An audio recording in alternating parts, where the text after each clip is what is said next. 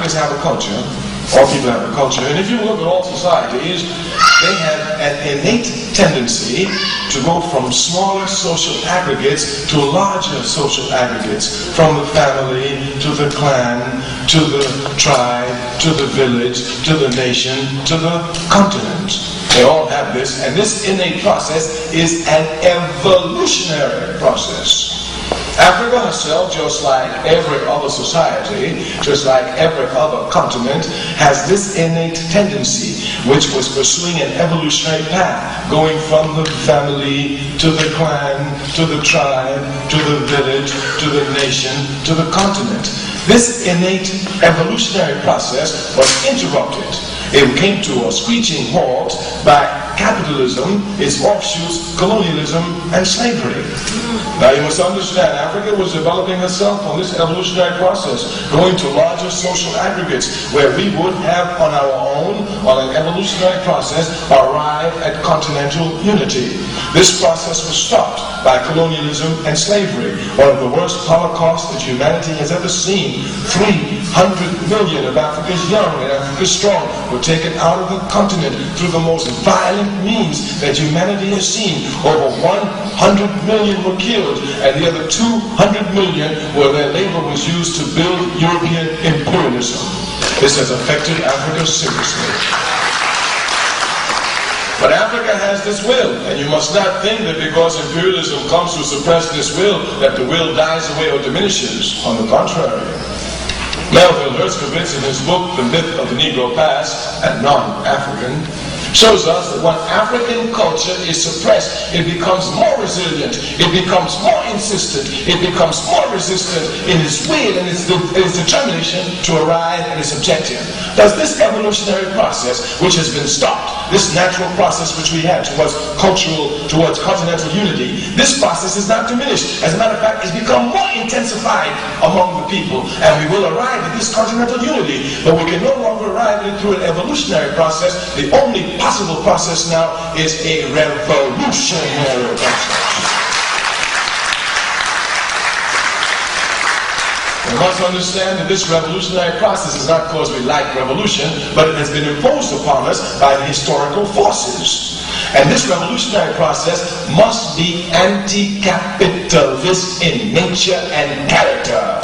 If it is not anti-capitalist, it will further divide Africa, because it is capitalism that stopped Africa's unified evolutionary process.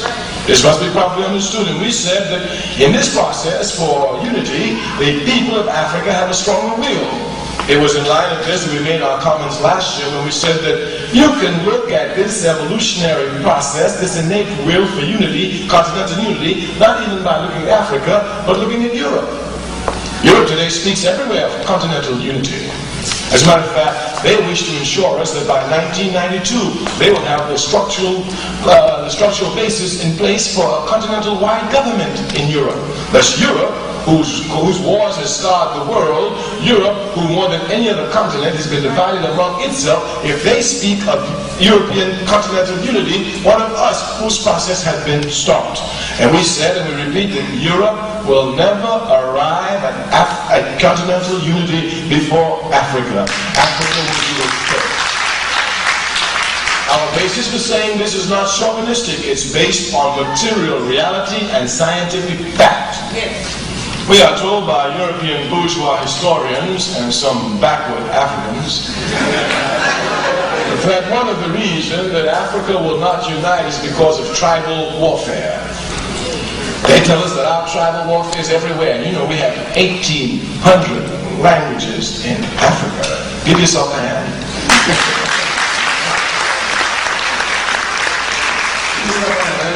Secretary says, you can get the top intellectuals of any country. Put them anywhere in the country they're most relaxed. Give them everything you want to give them. Ask them to develop a language. They will never do it. Language is developed only by the people. And we have given the world 1,800 languages. You can see the wealth of our culture here.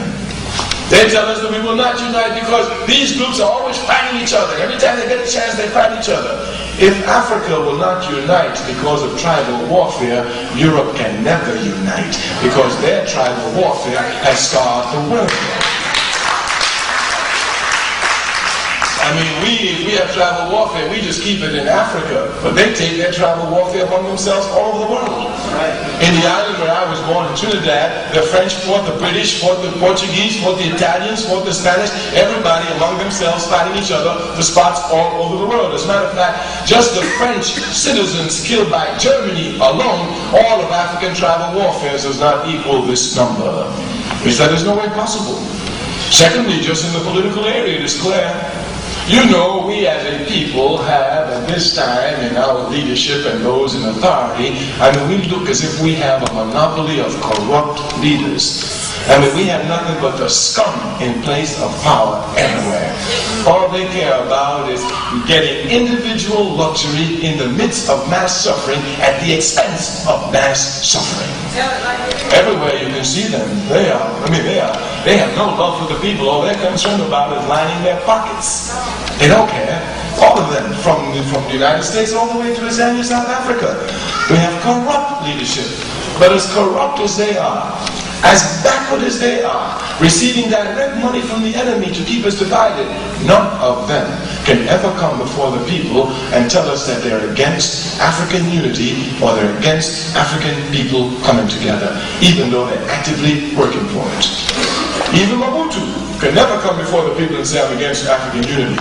He can say, well, we need to go slow. We need to take time. We need to watch this one. We don't speed up the process. We want to make sure it's sure. But he can never come and say he's against it. No. But if you would listen to your television, your radio, read your newspapers, every day a European leader comes before the people of Europe and rationally explains why European continental unity is against some aspect of their policy. It will be bad for agriculture. It's no good for tariffs.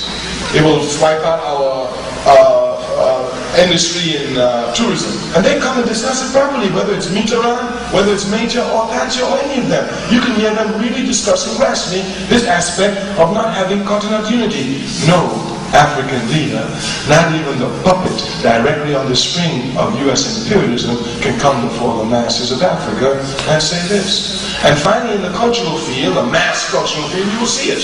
Here you will see it clearly. I've heard songs sung to Europe. I've heard songs sung to France. I've heard songs sung to Germany. I've heard songs sung to England. But I've never heard one song sung to Europe. The songs I've heard sung about Africa, I could start with Bob Marley alone. And among the cultural aspect, this need for unity, I have never seen anybody wear a map of Europe around their neck.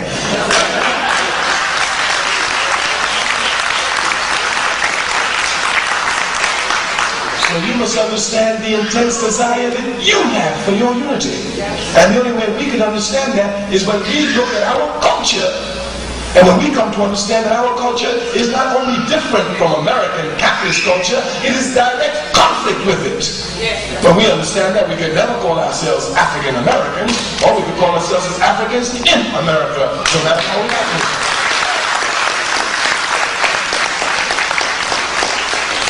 The job of the enemy is to confuse us and make us think that our history, our culture, and our interests are one and the same. But Malcolm told us a long time ago in our party, we live Malcolm X. We live Malcolm X. Malcolm said, whatever the enemy is for, you must be against. Whatever he's against, you must be for. So we've had our directions a long time ago. Man, talk about what's your position on the war. Malcolm told me a long time ago.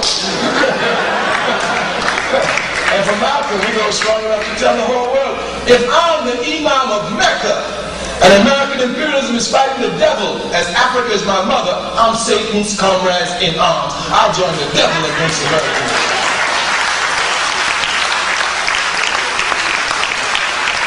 Therefore, for us, there's no discussion here. America talking about morality. America talking about morality is like a thief giving lectures on honesty.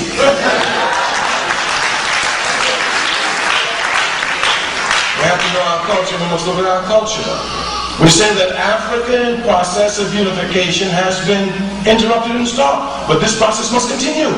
And the stopping point must be clear to you. 300 million were taken out of Africa. Thus this continuation of Africa is crucial to the world of these 300 million. Is this 300 million? It was only after slavery that Africa could be divided by colonial powers. They didn't divide Africa until 1884, 1885 in Berlin. Thus the slave trade and colonialism are one and the same, and must be properly understood. Unless you understand this, you will not understand this revolutionary process that Africa must now undergo to arrive at her continental unification, which she will arrive at. Now we said that it was stopped by capitalism, therefore just to get there, we must fight against capitalism. And we must fight against capitalism in every aspect. And of course, the most crucial aspect is the cultural aspect. Because each people have their culture, and their ideology for their struggle comes from their culture. This understanding has a lot to do, first of all, with the struggle for Africa and her continental unity. We said that she must be anti-capitalist. If she's anti-capitalist, it means she can only be socialist. Because there are only two economic systems in the world, capitalism or socialism. That's all. There are no others. And there can only be two because every economic system must answer one fundamental question. Who will own and control the wealth of the country? Who will own and control the means of production? The question can only be answered two ways. Either a few will own or everybody will own. It's as simple as that. In America, where a few people own, they try to justify the right of a few people to own everything. But no matter how they have to justify it, the fact is there. When a few people own everything, these pigs who own oil will send you to spill your blood so they can get more oil and become richer. Capitalism is a backward system. And thus it must be clear here that if Africa is anti-capitalist, she must be socialist. Now we must do some discussion with socialism because many of our people are confused on it. In the first instance, we know many are confused because they know absolutely nothing about it. Just because they live in America, you know America, the people in America are the most politically ignorant people on the face of the earth. I live outside of America. You know, when a revolutionary regime seizes power, they burn all reactionary books. They ban all reactionary magazines. When a reactionary group seizes power, they burn all revolutionary books. They ban all revolutionary magazines. But in America, they ain't got to burn or ban nothing. They leave in the library. You don't need it. You ain't got to worry about you. Matter of fact, you don't even read your history books. If you don't get on television, you ain't gonna look for it. so we know the people in America are just ignorant, kept ignorant, made arrogant in ignorance, and since the system is racist, when it comes to us, it's double dose of ignorance. I mean, so just when we say we have to struggle against this system, we mean in every aspect. And the aspect that we must struggle against is in the aspect of its ideas. The socialism must come to be properly understood. We know nothing about it, yet we take position against it. One man told me, well, you know, the reason I'm against socialism is because it comes out of Europe. Who told you that? I mean, who told you it came out of Europe? Just like some people think that Christianity came out of Europe because Jesus Christ is painted white. The Palestinian.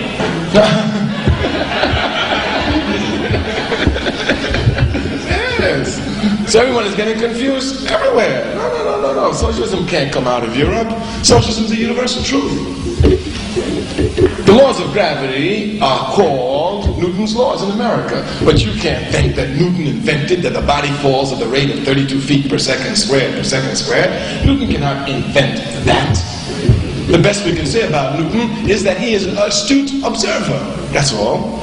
If I'm in Timbuktu doing any experiment with the laws of gravity, I come to the exact same conclusion that Newton came to, that a body in motion tends to stay in motion unless stopped by an outside force. Newton cannot invent this. Karl Marx cannot invent socialism. It's a universal truth. The best we can give him is an astute observer. But any man, any woman, if I'm sitting in the desert of Libya in North Africa looking at the relationship between capital and labor, I will come to the exact same conclusion of Karl Marx, that wherever capital tries to dominate labor, there will be a ruthless struggle against capital by labor until labor comes to smash capital and dominate it. My people's history showed me that in America. We smashed chattel slavery, which was nothing but capital covering labor. And this slave labor rose up and smashed it.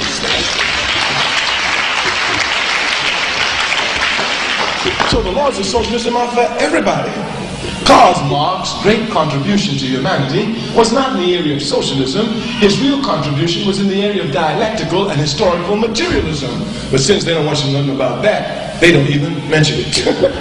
Yes, but you must go and look at dialectical materialism and historical materialism. We say Karl Marx could not invent. As a matter of fact, if you will do some reading, you will see there was a brother by the name of Ibn Khaldun who lived in Tunisia in the 11th century. And if you will go and read any of his books, I mean, if you just take Paris translated, it's in your library. If you will go and just, you know, we have people, we can dance. You know, I got nothing against dancing, but we should just dance over the library. You know. We need to read as a people, seriously. We need to read, seriously. Ibn Khaldun has the same terms that Marx has: surplus labor, origins of the state, origins of private property. And he wrote in the 11th century AD. And he was an African writing out of Tunisia. Consequently, once you know your history, don't get confused. Socialism is a universal concept. As a matter of fact, the very values of socialism come from communalism. And communalism rested in Africa very, very, very, very long. As a matter of fact, if one will look properly at these values of communalism and socialism, one will see that Africa has the chance at being quickly arrive at a unified socialist continent. Because communalism rested a long time. Capitalism never had a foothold in our continent. And feudalism never reached to the terroristic aspects it's reached other areas. Thus, these communistic aspects of our values are still prevalent, and we will show it to you as we discuss more and more. Thus, we must understand what Pan-Africanism is. Pan-Africanism is an objective. The objective is a unified socialist continent. This objective was an evolutionary objective, us moving to unify our continent. It was stopped by capitalism. In order for it to continue, it can only continue as a revolutionary anti-capitalist movement imposing the economic system of socialism upon the African continent. Thus, you have a clear understanding of this scientifically, not based on anybody's thinking. So, Pan-Africanism is not an ideology, it's an objective. It can be achieved. Our ideology must come from our culture, and our culture certainly is different from others, because each people, using their own intelligence, finding themselves in any other area of the world, using the natural forces there, come to try to adjust life to make it amenable for human living, just like in every other society. So, the cultural form is different, but in essence, it's all the same. Each people trying to make the forces of nature adaptable to the best possible living conditions. It's as simple as that. We say everybody will have different aspects of their culture. Let me give you an example. If you will look at the culture of Europe and the culture of Africa on the relationship to religion, you will find big differences. Of course, once you look at the history of Africa, you'll come to see and understand these differences. Africa's relationships with religions and Africa's relationship with spirituality is almost one and the same. I mean, the African people are very spiritual people, so much so that today they are more religious than just about any other people. I mean, they're more religious than those who gave them religions. I mean, it can't be seen in our life. We are more enthusiastic about religion than we are about any other aspect of our life. I say jokingly all the time, but of course it has a serious base. If on any given Sunday, just in America alone, I could collect the energy that we give off at church services, put them all together, and direct them against the enemy, we would have been freed yesterday.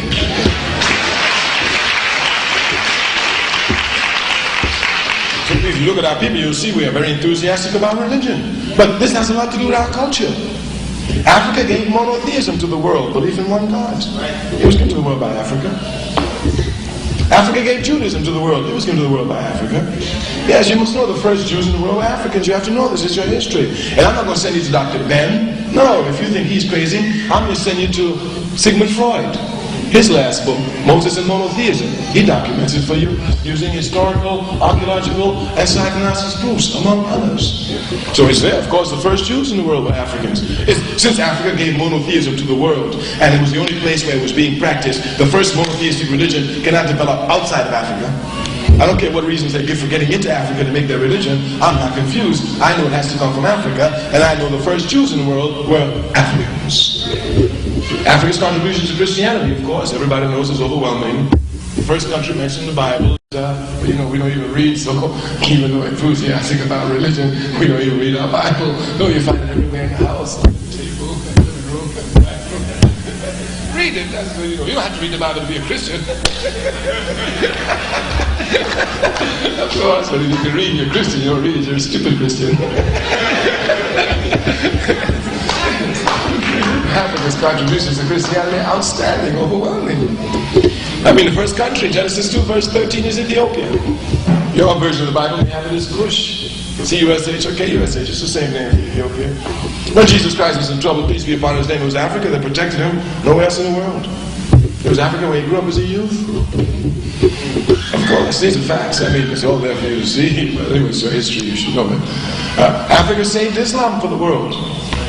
Well, the Prophet Muhammad was being hounded by the feudal lords of Mecca. The disciples found refuge in Africa, where they were kept guarded until the Prophet, peace be upon his name, was called to Medina, and the Ethiopians conducted the disciples to rejoin him there, where once having rejoined him, they spread Islam rapidly throughout the world.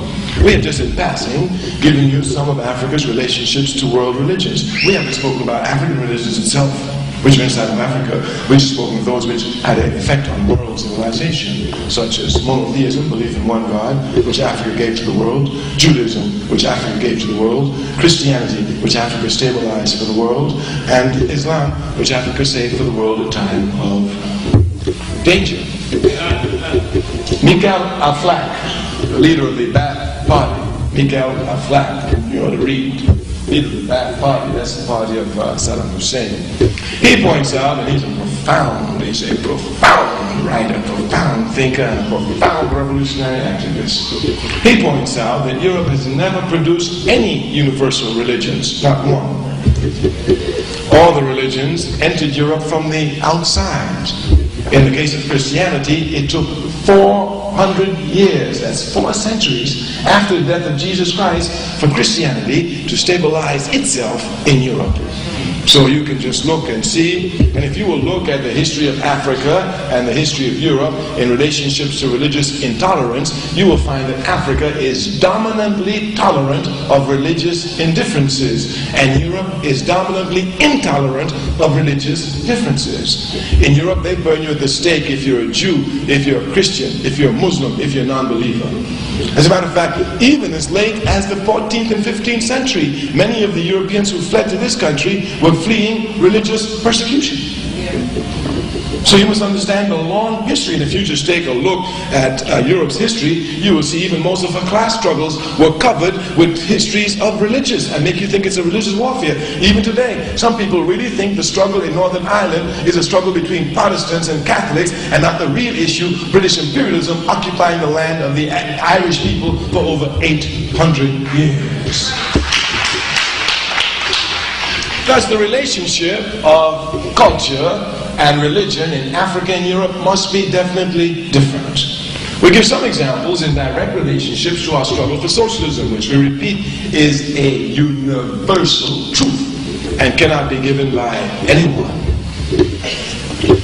European revolutionaries have made errors just like everybody. Of course, one of the errors they make is in this era of racism. One of the reasons for it is that because of Europe's dominant position of power, because of Europe's dominant position of power, we want to repeat the words so people don't get carried away and think that we have any other solution except one, to get power. The only reason Europe dominates us is not because they think they're white supremacists, because they have the power to do it. And our only problem is that we don't have the power. I don't care what a white man thinks. I don't care how supremacist he is. They ain't got no problem with me. If a white man wants to lynch me, that's his problem. If he got the power to lynch me, that's my problem. So, I know my problem.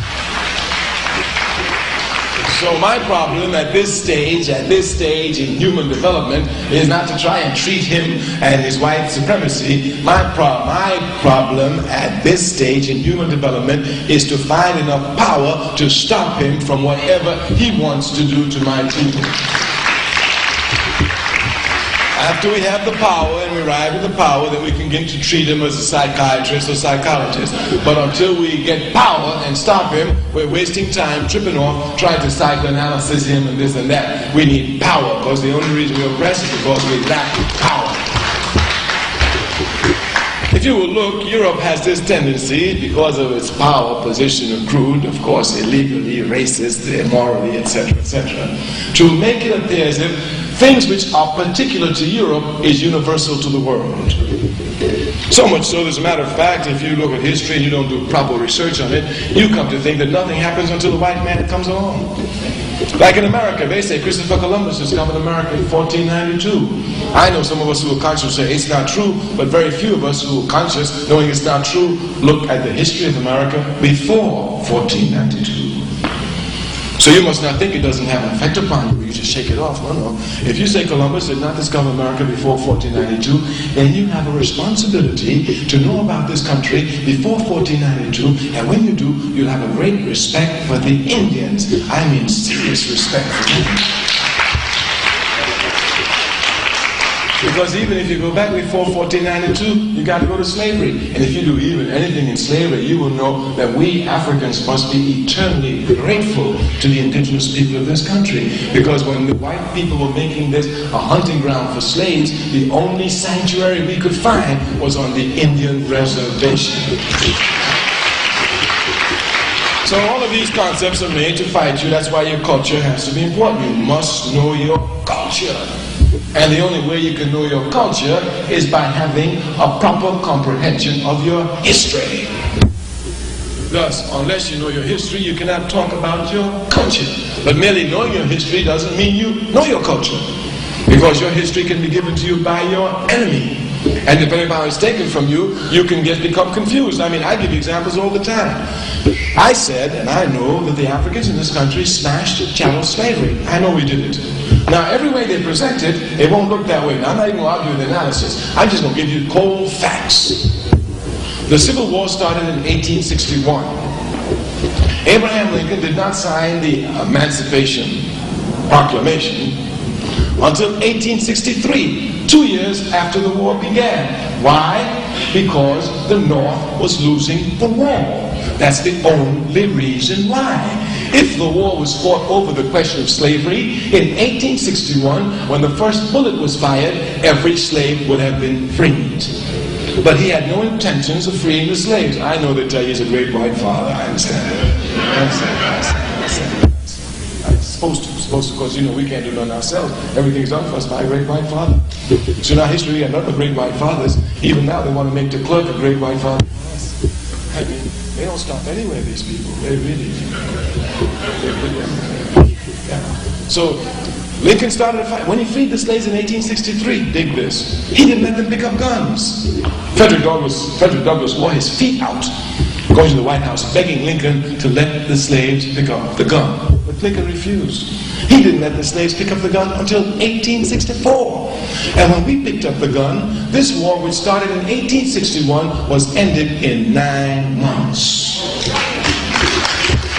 9 months. Now, if you don't think the slaves did it, you must be crazy, but I know my people. You give me a gun to get Mr. Charles, who's been whooping my mama before me, get me that gun.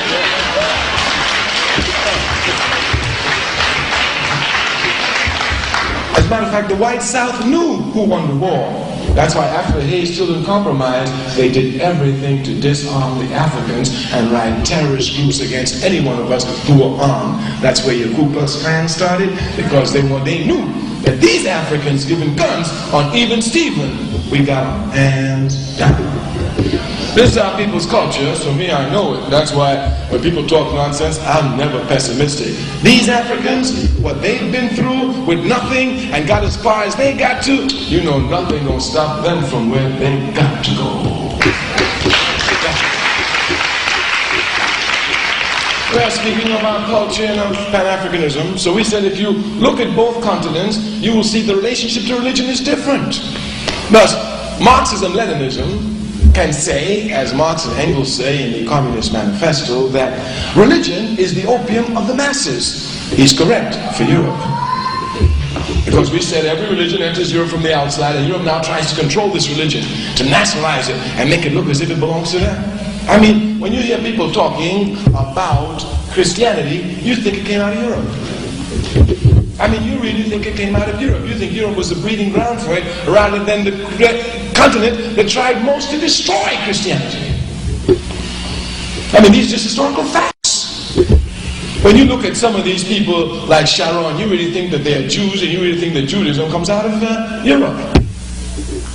Judaism didn't come out of Europe, it came out of Africa. I mean, these are just facts. So they can say that Marx-Lenin is the opium of the people, and they can even discuss atheism openly. As a matter of fact, when the Soviet Union had its socialist revolution, they claimed atheism is the state religion. Now, atheism doesn't say you don't believe in God. Atheism says God does not exist. You must know properly the difference. Now, because of European culture, because of its historical development in relation to religion, we say they can discuss atheism. But in Africa, you can't discuss atheism. In Africa, the people are believers. They are deep believers. And not only are they deep believers, their religion has not been alienated from their struggle for freedom, as in Europe. Their religion has been part and parcel of their struggle for their liberation. I mean, Martin Luther King was a minister. Don't forget, so was Malcolm X. And so wherever you go, you will see hand in hand, religions are used as a means of opposing the devil. In the area under discussion now, where war is going on, the Muslims there use their religion as a powerful weapon against the enemy. So in Europe, where religion has been used as the opium of the masses, this is not true for other areas outside of the world. We are just giving you clear examples of why you must have a clear understanding of your culture, and that you must know your ideology comes from your culture, and you cannot take the ideology of others to be yours. For a long time, we have been saying that we were not Marxist-Leninists. We were attacked. The reason we were attacked is because they thought that Marxist-Leninism and socialism meant the same thing. And not only that, the only way you could ride with socialism was through Marxist-Leninism. And many people have this discussion with. I remember as a young man in Vietnam with its top leadership. When discussing, they said, well, comrade, Marxist-Leninism is the only way. I would tell them, well, I must be honest with you. I have certainly read it. I have studied it. I know it. I keep studying it. I will study until I die, because I know Marx, Lenin, and Engels were great men. But somehow, honestly, with you, I cannot tell you that I accept it as part of me.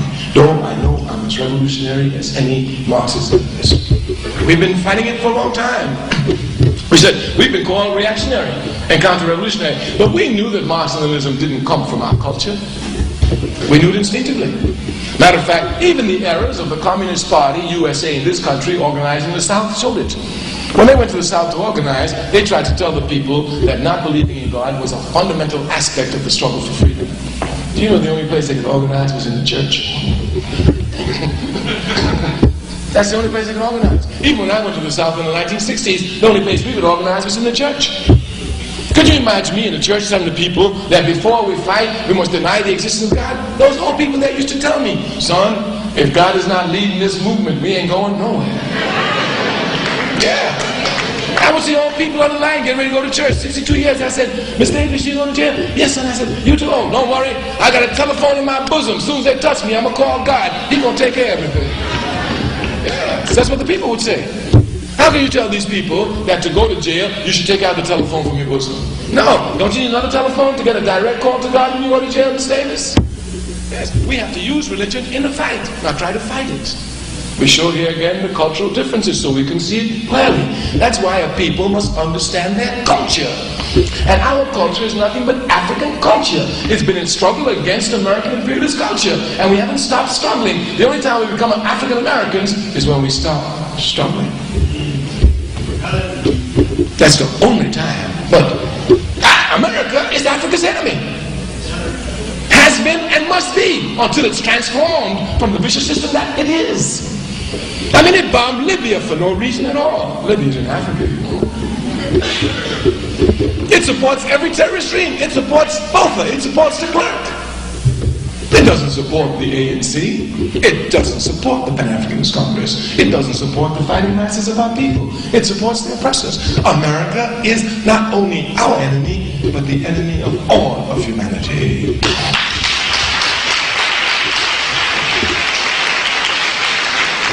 That's why we must be clear about our culture. Now let me show you how you can bring your problems. Just give you some areas now. I want to give you one other area. We have a lot of conflict with these Marxist-Leninists over the question of nationalism. As a matter of fact, they used to call us racist, chauvinist, narrow nationalist, all sorts of terms. But that great son of Africa, Kwame Ture, told them clearly, when you go from a nation to a state, as was the case of Europe, nationalism is dominantly negative. When you go from a state to a nation, as is the case of Africa and the colonized countries just arriving at freedom, nationalism is positive. They got confused themselves with this aspect of historical and dialectical materialism, the thing we talked about by Marx. Marx says that everything has positive and negative in it. Everything. I mean, even you.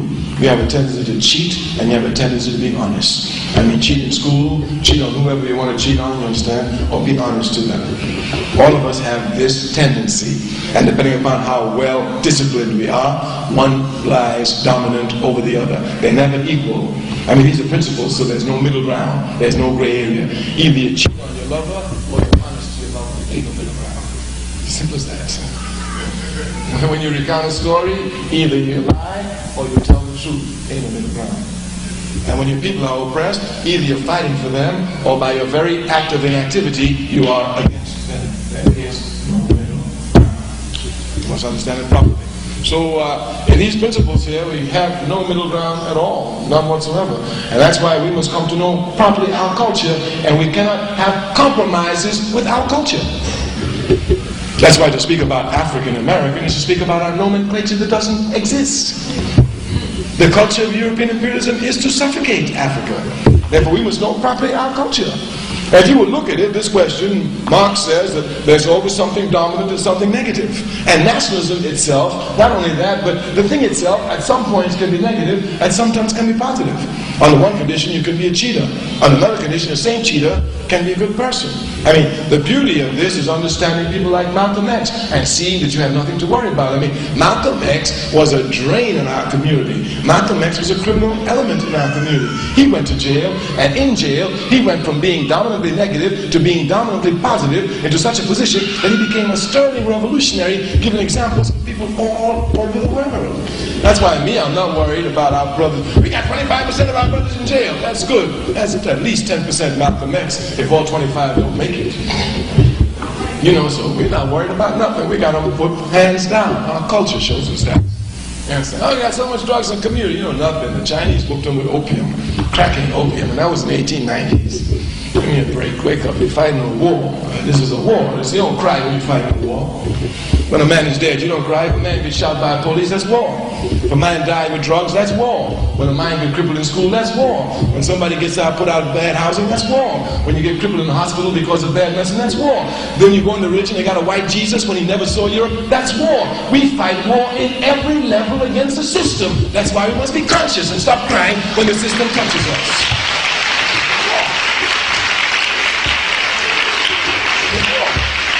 If you don't want to wage war, get out the way. You understand? But they're war. I'm trying to kill them. So if they kill me, I ain't got nothing to say. You understand? They're supposed to. Matter of fact, Secretary Ture says, if the enemy is not doing anything against you, you are not doing anything. Matter of fact, anytime they stop doing something against me, I worry. Every day they're supposed to be doing something against me because every day I'm trying to destroy them consciously. And it's through the culture that we will do it. So this aspect shows us something is positive, something is negative. So Secretary shows that nationalism in Europe, where they've had nations for centuries, now going to state structure, is in fact dominantly negative. But in Africa, where they come divide the country between the British, the French, the Germans, the Spanish, the Italians, you know all of them, and they create something, and it's called a nation, when in fact it's not a nation, just a state, and you get independence. You get independence with state structure. You now have to give nationalism to those people. I mean, look at Iraq. Iraq was created in World War I. Before that it wasn't there. It had Kuwait part of it. Now they create Kuwait. Now Kuwait got to get a Kuwaiti nationalism. So when you go from these countries, nationalism is positive. So for us, it's positive. And you know, everywhere we go, we're nationalists, and they tell you, no, nationalism is no good, you know, but it must come from your culture. We want to show you just 3 quick examples before we conclude, just show you the necessity of this culture, of its relationship even struggles today. You know, the FBI, they're pigs, you know that. I mean, they're serious pigs. And you mustn't even look at their relationship with me, because me, I'm trying to kill them, you understand? That's what I'm supposed to do. I know the enemies of my people, you understand? I know the enemies of my people, you understand? And with the enemies of my people, I give them no slack, Jack. I fight them without pity and without mercy, because they kill my people without pity and without mercy. They're my enemies. I don't even ask you to look at what they do to me. You go and see what they did to Martin Luther King. I mean, you say you love King and you still moment. I love King. What about the FBI? Well, I think they're doing a good job. You don't know nothing about King. Matter of fact, most people don't know nothing about King. Most of us have maybe read 2 books that King wrote himself. Most of us. All we know about King is what the television tells us about King. That's why we think that one of his best speeches is, I have a dream. If you knew King, you'd be reading why I opposed the war in Vietnam, making sure everybody knows. You make sure everybody knows the speech, so we don't even know King. You understand this? We don't study, but we must if we want to free our people. And we will, because we don't free our people. When the FBI was destroying the movement because our movement was not organized in the 60s, it was a spontaneous movement, which it is to this day. Our movement has not been transformed to an organized movement. And those of us who are serious revolutions, this is where we have been gearing our energies since the 60s, to transforming this spontaneous movement to an organized movement, because we know we can win. I mean, if you look at the Watts Rebellion in 1965, you understand? This rebellion was spontaneous. The Africans didn't plan it. One night, the police beat one brother. It was one too much. Everybody decided at the same time, at the same night, let's get them. I mean, they rose up, Jack, and they pushed the police, backed them up against the wall, stopped the National Guard. And these Africans didn't plan it. They just did it spontaneously. Do you know what we will do when we properly plan it? When we properly organize? Because we who want revolution want planning. And you can't plan unless you are organized. Because our people are still unorganized. And the enemy knows this. Even when the movement of the 60s came, he said, wow, they're that wild. I said, just step back, leave them alone. It's spontaneous, it'll spin out. And once it spin out, he came back with his guns and his boots to push us further back than where we came out of. That's the laws of struggle. That's the laws of struggle. And of course, the enemy will try to bring confusion. And one of the confusion they tried to bring here was, they came with a thing called gay and lesbian liberation. Now we are the All-African People's Revolutionary Party. You understand? So we watched the development, we saw where it came from, we looked at it, we kept our distance from it. After a while, you know, everybody was involved in it. The Communist Party was involved in it, the Socialist Party was supporting it, Jesse Jackson was speaking before them. I mean, everybody, you understand? We kept our distance. By the early 70s, they really had some power, you know, and they had everybody on their line, so they demanded to have a meeting with us. You know, we don't mind meeting with them. We're not going to fight with them. I'm a revolutionary. I don't fight nobody who ain't got power. Me, I'm fighting for political power. If you ain't got it, I'm not going to waste my time with you. The bullets I got is for those who got power, so once I take them out, I can take some power. So I don't fight nobody who ain't got no power. So that's a waste of time. If you look at our party, we're attacked by just about everybody. We don't waste. What are you going to attack him for? He ain't got it. If he thinks you got power, let him attack you. We ain't got no power. And he ain't got none, so don't waste time attacking him. So I know those people who came, they didn't have no power, they came to attack us, you know. They just, everybody's supporting gay liberation movement except your party. So that's right. You say you're a revolutionary party, we most certainly are. And all the other revolutionary parties, the Communist Party, the Socialist Party, all the revolutionary parties supported. Your party's not. I said, that's correct. Well, you're not supported. Why? I said, we know why. We didn't give a chance. They started just invectives against us. You know, macho, this, that. Oh, they talked all sorts. We let them talk. There's one thing about King we understand is that you can be nonviolent, especially with those who ain't got power. So be nonviolent, but it don't cost nothing, you understand? The Quran says a smile can stop a war. And the Bible says a gentle word can turn away wrath. You understand? So we know they're not our enemy, even if they think we're the enemy. We know they're not the enemy. You don't need to let them go have false solutions. So after they finish, we told them, listen, We are the All-African People's Revolutionary Party. We examine everything we do from the basis of our people's culture, nowhere else. That's the basis of our struggle. We know that the problem of homosexuality and intolerance of homosexuality is a serious problem in the white community. But in the African community, we are not intolerant to homosexuality. You will go throughout our community. You will find no intolerance to it, and there are homosexuals throughout our communities. We are quite tolerant, so we don't have this problem. But like I told them, you don't know nothing about our history. Even Malcolm X was praising James Baldwin, so you better get out of the way if you try to bring confusion to our community. We know our culture. We're not saying that you may not find somebody bashing in the head of a homosexual here and there, but that's an isolated incident. It's not the dominant aspect of our culture. And we have enough problems. Don't you come and give us problems where they don't exist. You do have a problem in the European community with the intolerant aspect of homosexuality, yes. But everyone knows the cultural basis of Africa has always been dominantly tolerant. As a matter of fact, that's one of the reasons we're in the position we find ourselves in today. So, from your culture, you don't get confused. Your culture, you know. I'll give you one other example of this aspect of our cultural basis now. You know, Africa produced the first queens in the world. The first queens in the world were produced by Africa. And these were not play queens, they were queens with full power.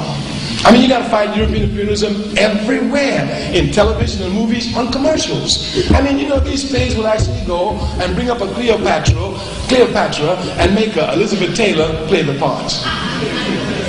And make it appear as if she came from Greece. If you take a look at Greek and their great democracy and the highest spirit of their life, you will find two groups were oppressed there, women and slaves. As a matter of fact, when you read Greek history, you don't find no woman's name up in there unless they put her as a god, made her a pedestal, and got her out of the way. Otherwise, you don't see it. But Africa's history, you will read women everywhere. First queens in the world came from Africa. And not only that, Henry Clark, he shows us that whenever a queen was on the throne and there was an invasion in Africa, there was no compromise at all. My brother was on the throne. But we're talking about sisters. Anyway, we said that Africa gave the first queens to the world, and if you will look at African women today, you will see they're oppressed even by their men. I mean, the level of oppression by their men is from the physical to the ideological. On every level they're oppressed. On every level. But the one place men cannot oppress African women is on the front lines fighting for African men. If you know nothing about our history, you will know the names of our great heroes who fought for us. If you know nothing about African history, you will know the name of Nzinga. You'll have heard of Yahya Santwe. You'll have heard of Harriet Tubman. You will know of Sojourner Truth. You will know of Rosa Parks. You will know of Fannie Lou Hamer. You will know of Gloria Richardson. You will know of Nduri Lara Smith Robinson. You will know of Angela Davis. You will know of Asante Shanku.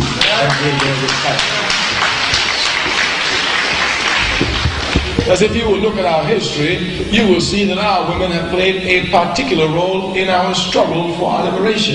Even though oppressed by us, they're on the front lines fighting for us. Thus, based on our culture, our relationship to our women is entirely different from others. I mean, it makes it easier for me as a brother to bring brothers to their senses. Look, brother, we sit on these sisters, and even while sitting on them, they fighting the enemy. You understand? All we gotta do is get up, sit back down, leave them by themselves. They take care of the enemy for us. You understand? Yeah, from your own culture, you can begin clearly to use your culture to advance your struggle for liberation. This is why we as a people must look at our culture. And we must come to know our culture. And the first thing we notice, not only is our culture different from American capitalist culture, it is in total conflict with it all the time. All the time. It's only when we get this aspect of it that we know it. A people who are oppressed can only make history by fighting for their freedom. A people who are oppressed can only make history by fighting against their oppressor.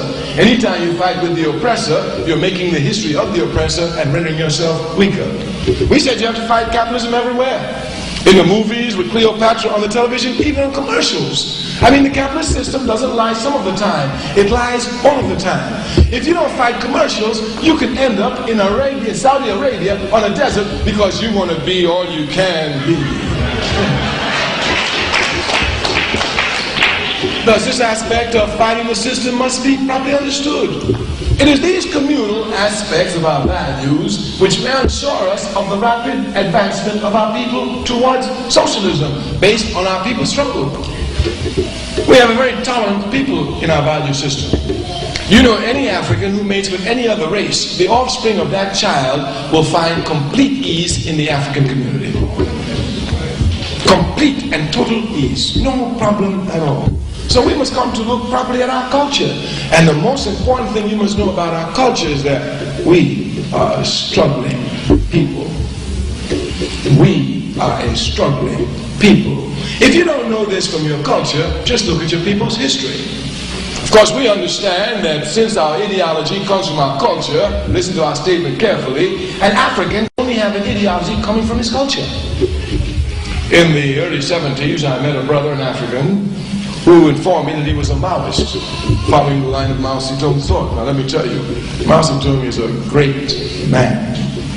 Let me tell you, Mao Zedong is a great man, for whom I have the greatest deal of admiration and respect, and of whom I assure you will bring the Chinese masses through the thoughts of Mao Zedong to their proper victory, which of course is inevitable.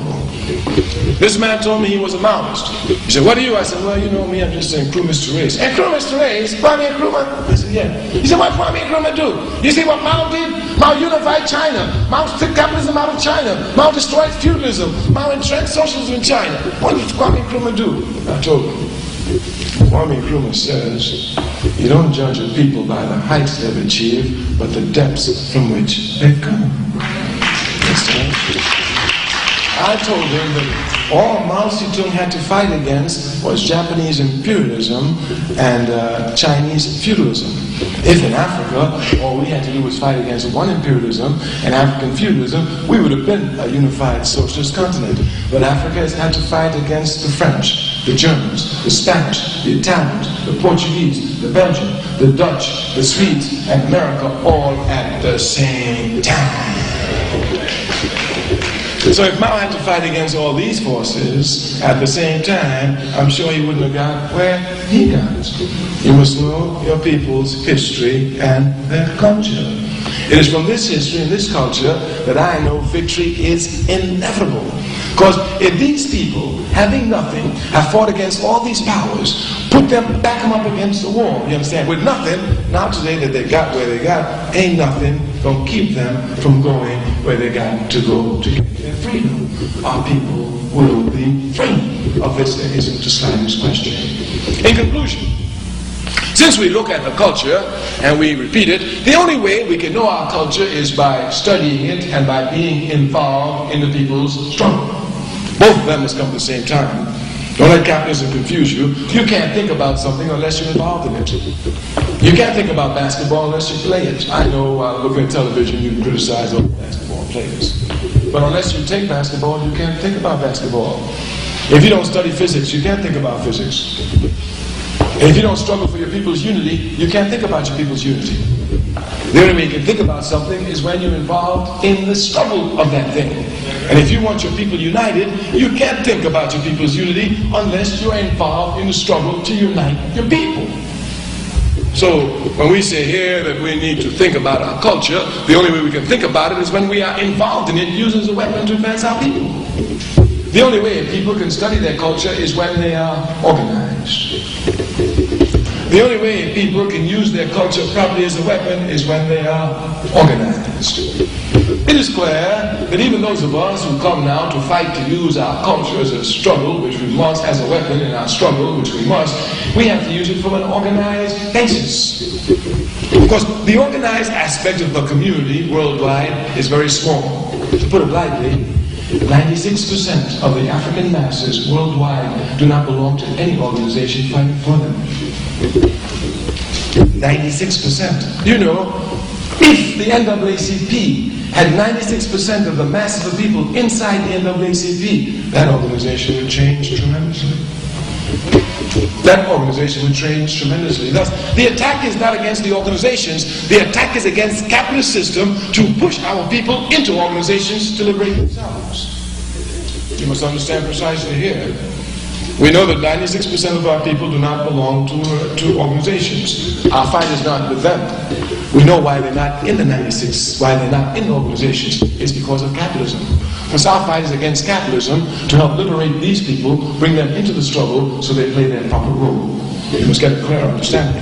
And that's where your culture plays such a crucial position.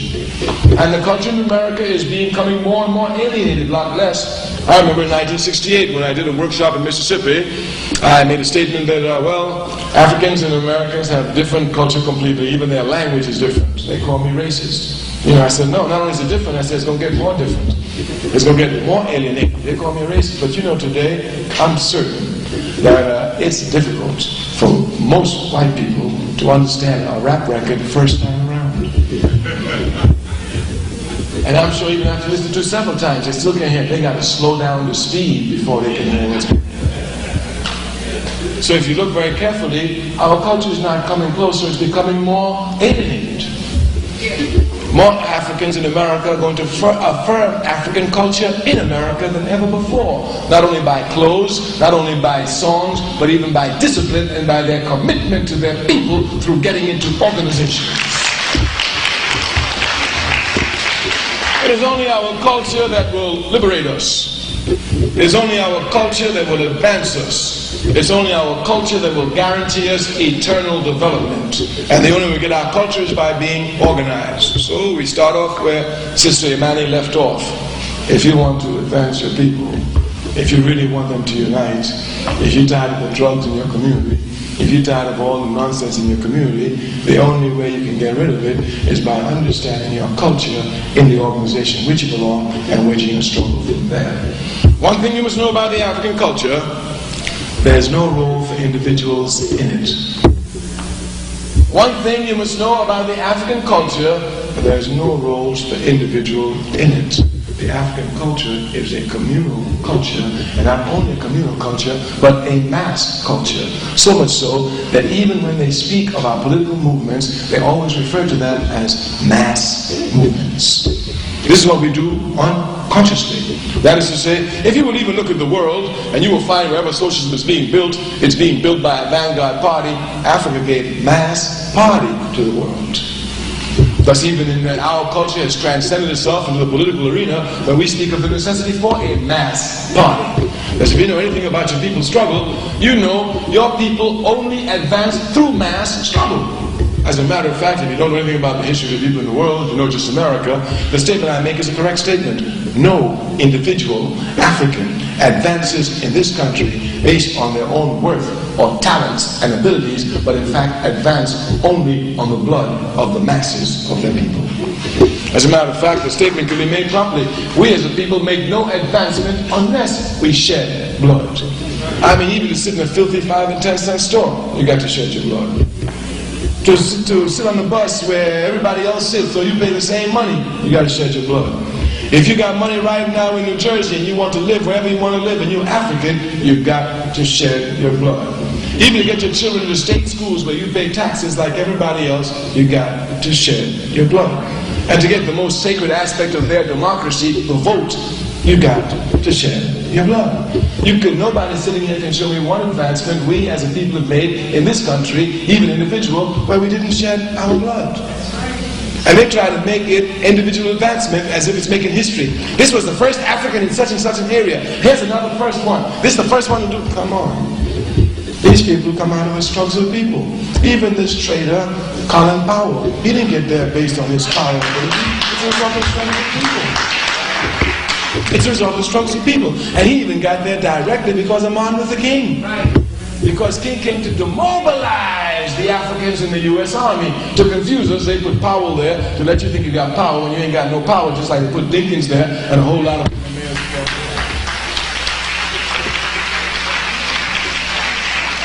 Matter of fact, they ain't got nothing but Bantustans in America. That's all they are, they're Bantustans. You think that they ain't got an international system. We're the only ones who don't look at Pan-African. It's Bantu. That's all it's a Bantustan. Dinkins ain't nothing but a Bantu leader. That's all it is. As a matter of fact, he's such a Bantu leader that he worries about the suffering in Tel Aviv more than the suffering in Johannesburg. even though he uses Mandela as a god for himself and can't use any Israeli as a god for himself. When Mandela come here and do everything for Mandela, Mandela just try to fool the people, but even Abraham Lincoln told him, some of the time, Jack, but not all the time. And as they get more conscious, it's less of the time. All right, so you know the solution, organization, the basis of our culture. The objective is Pan-Africanism, the total liberation and unification of Africa under scientific socialism. Until Africa is free, no African anywhere in the world will be free. Let's get up, let's organize, and free ourselves. Thank you.